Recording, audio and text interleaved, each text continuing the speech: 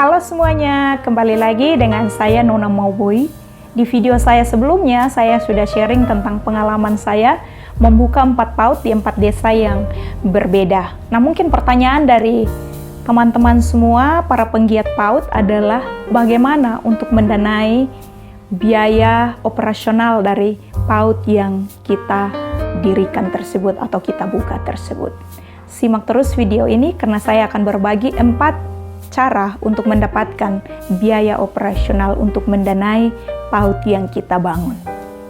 Kesulitan terbesar dalam membuka PAUD adalah bagaimana mendapatkan dana untuk membiayai biaya operasional dari PAUD itu setiap hari, setiap minggu, dan setiap bulannya. Dan sepanjang PAUD itu berdiri, kita akan terus memikirkan tentang bagaimana mendapatkan biaya untuk membiayai biaya operasionalnya.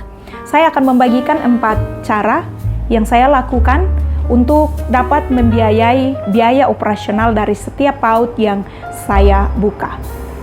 Cara yang pertama adalah dengan cara menyisihkan sekian persen dari penghasilan pribadi kita.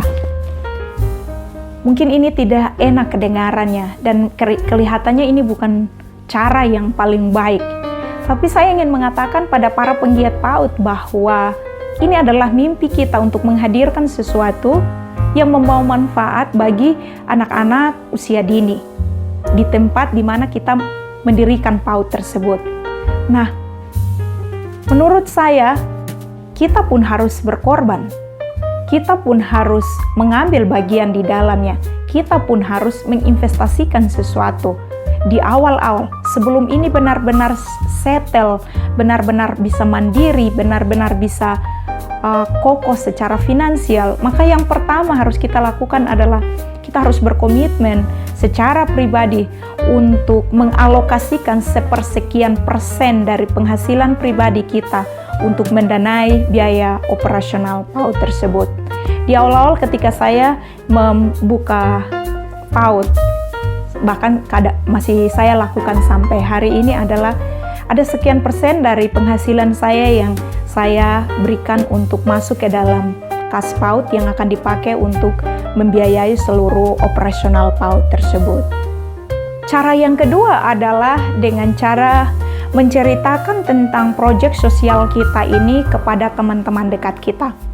Kenapa kita perlu menceritakan kepada teman-teman kita supaya mereka mengerti tentang visi kita, tentang alasan-alasan kenapa kita membuka PAUD tersebut. Nah, setelah kita menceritakan kepada mereka, kita juga menyampaikan bahwa satu hal yang menjadi kendala kita adalah tentang biaya operasionalnya. Dan kalau kalian tertarik, silakan untuk mendukung proyek ini.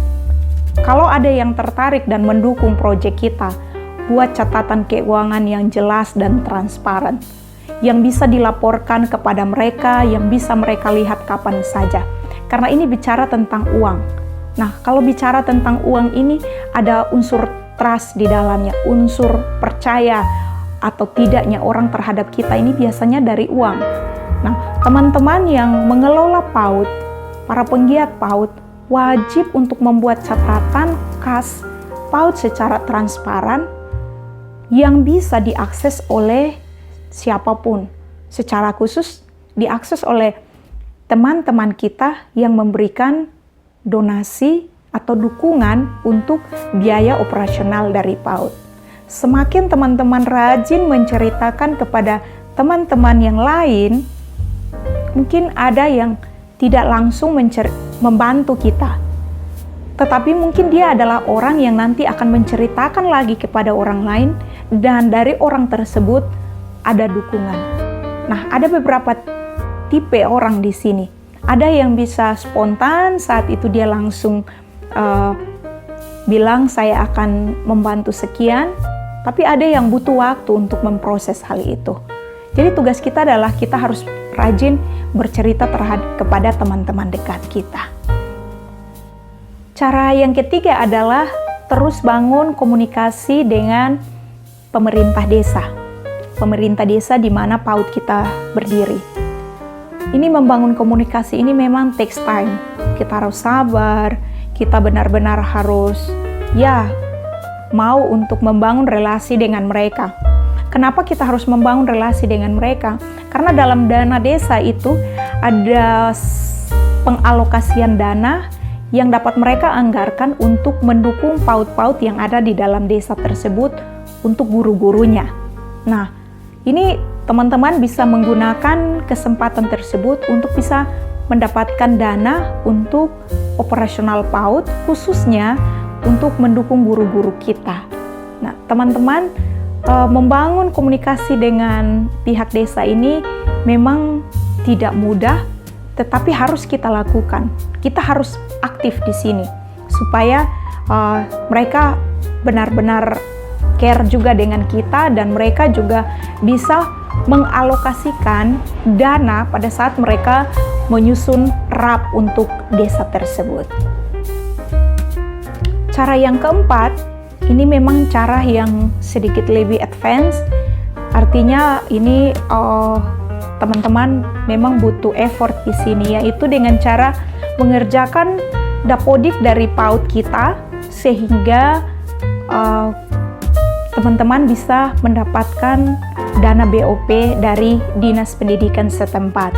Nah, untuk mengerjakan dapodik ini kita harus proaktif dengan Dinas Pendidikannya, karena memang saya rasakan sendiri bahwa untuk hal ini dibutuhkan proaktif dari pengelola PAUD itu, dibutuhkan proaktif dari guru-guru PAUD untuk ke dinasnya, supaya mereka bisa membantu kita mengerjakan dapodik yang ada, dan nanti setelah dapodik itu dikerjakan ada tahap selanjutnya sampai kita bisa dapat dana BOP daripada PAUD kita.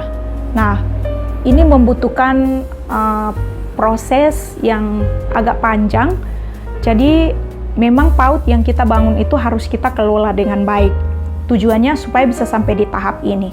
Nah, di dalam tahap ini, kalau kita sudah bisa sampai di pengerjaan dapodik dan nanti akan menjadi PAUD yang akan mendapatkan dana BOP, maka ini sudah sangat memudahkan kita juga bahwa kita akan mendapatkan dukungan dana untuk membiayai biaya operasional yang ada di dalam PAUD yang kita kelola atau kita buka tersebut.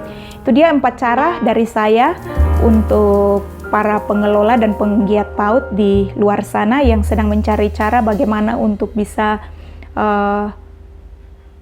mencari informasi bagaimana cara untuk bisa mendapatkan dana untuk membiayai PAUD yang kita buka. Semoga informasi dari saya ini bisa bermanfaat buat teman-teman sekalian. Tetap semangat untuk mengerjakan dan memberikan manfaat di dalam dunia pendidikan anak usia dini. Terima kasih.